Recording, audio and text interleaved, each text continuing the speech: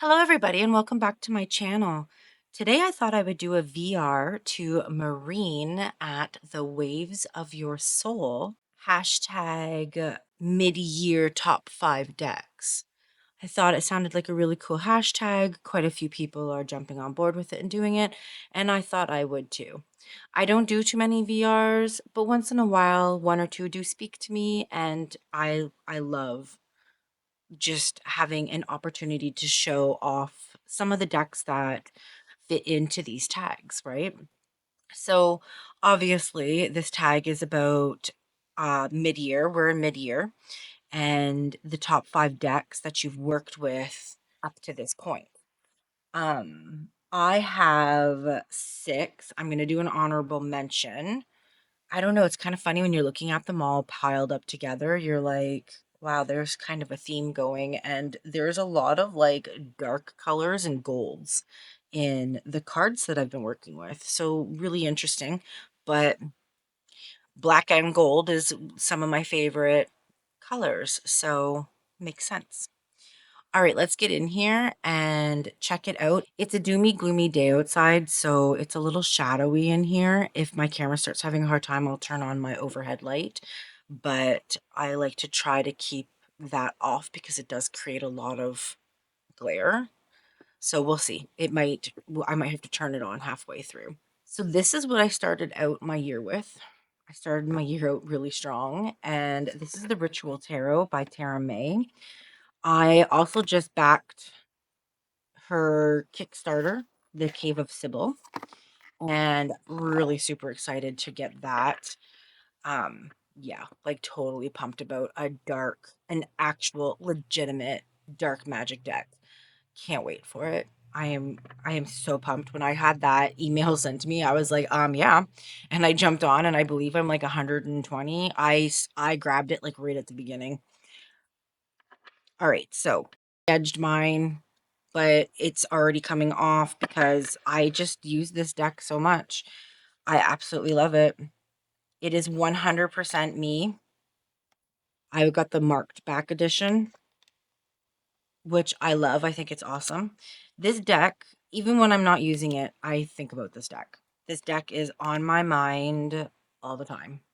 So even just the other day, I was like, "Oh, I think I'm going to bring it back out."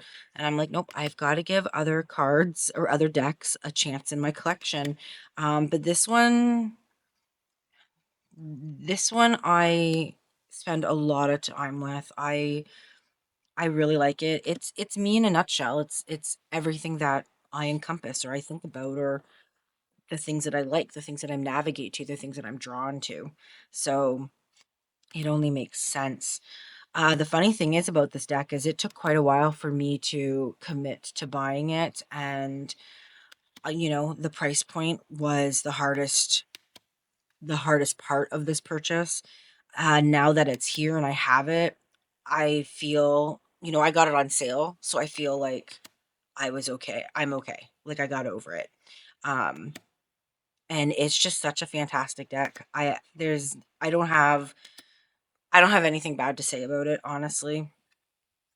And at the end of the day, like I'm a huge supporter of art. So I mean, you have to start some of these decks you have to look at as pieces of living art, right? So I mean, and to me, I say living art because tarot is very much alive to me.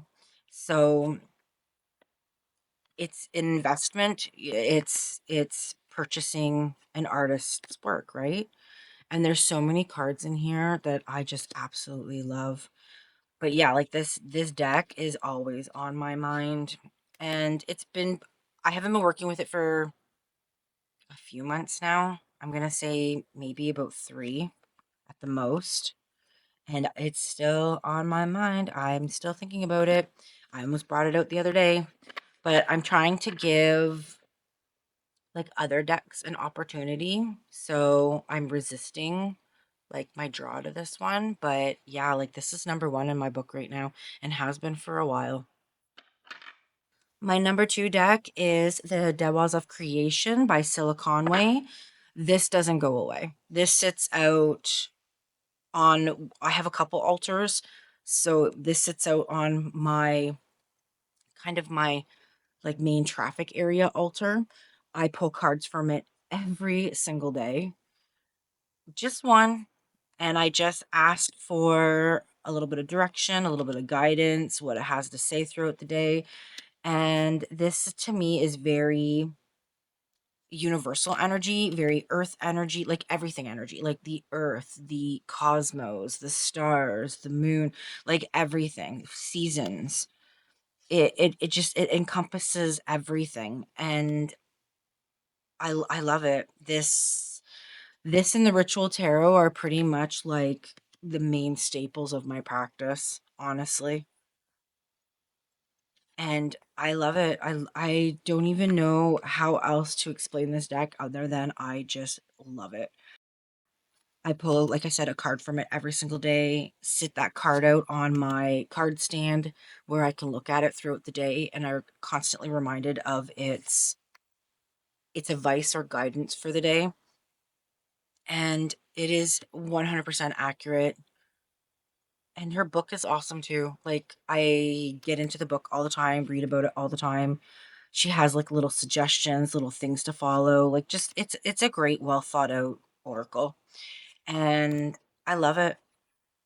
I can't even imagine this not being in my collection.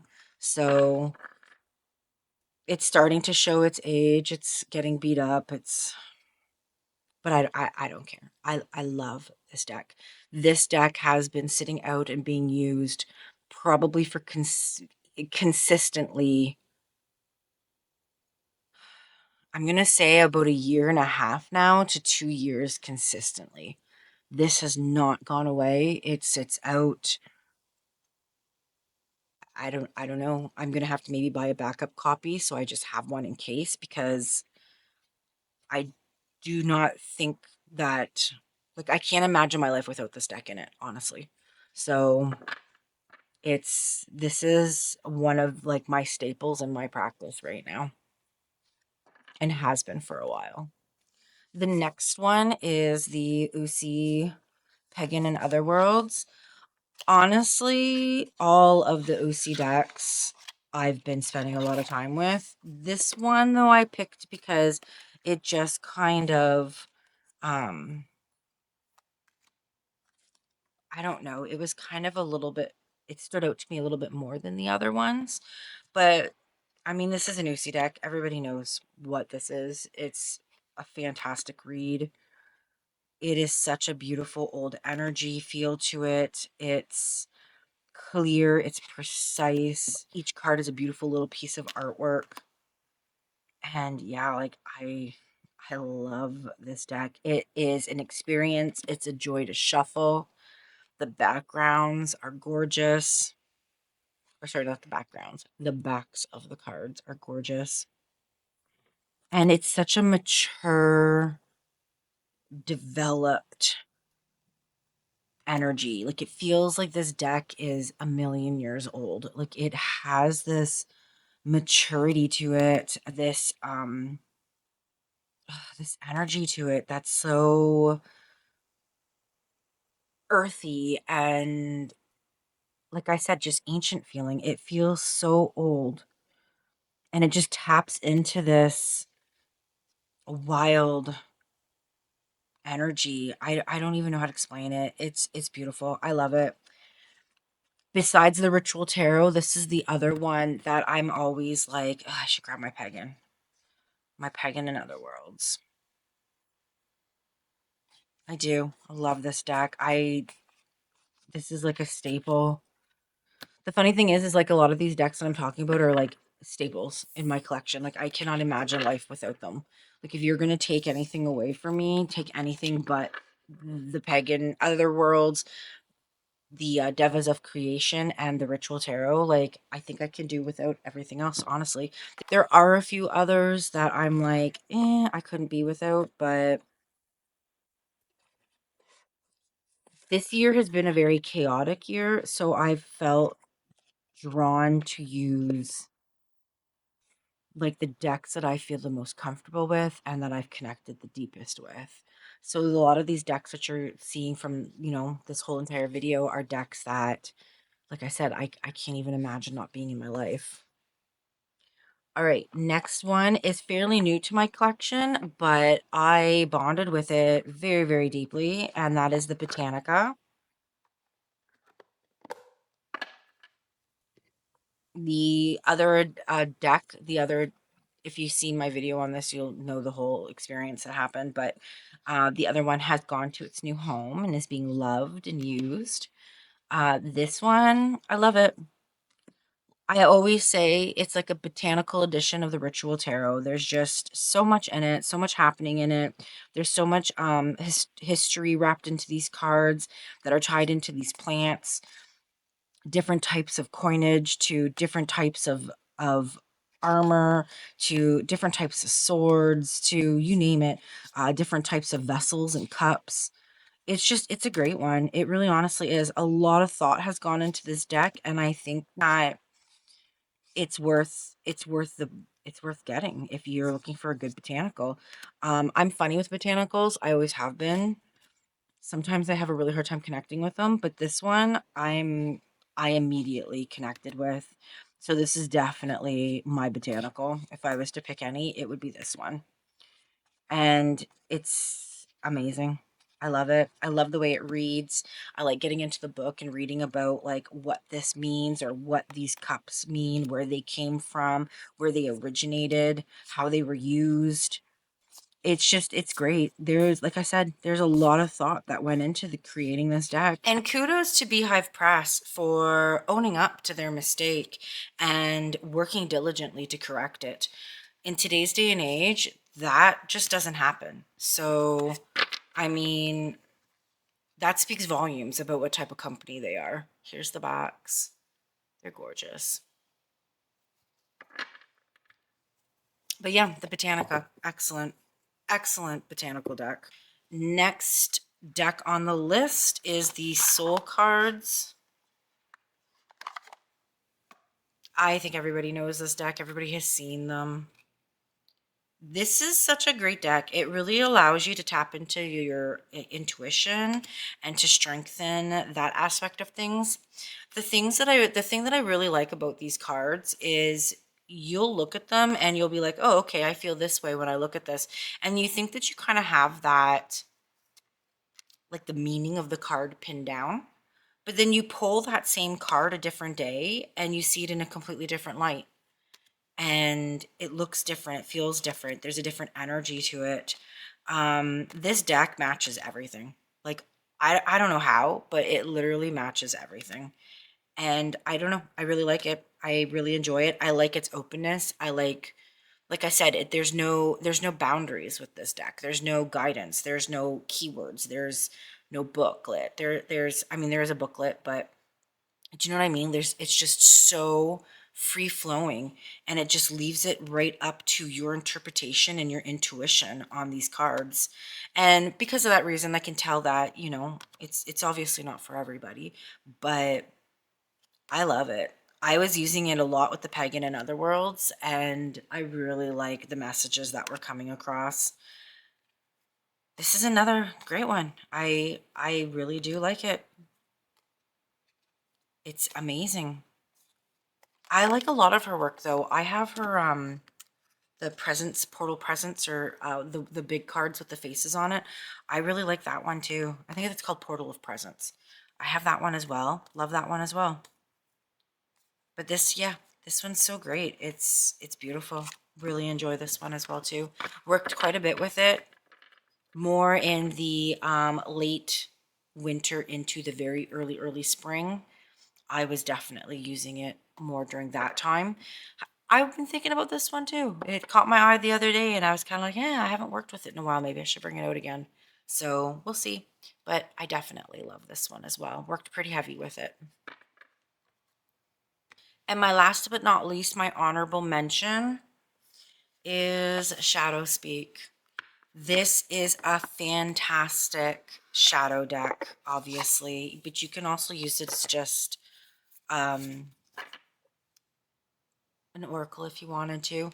The book that comes with it, the system that this creator, Rebecca Schwarnecker, created around this deck is amazing.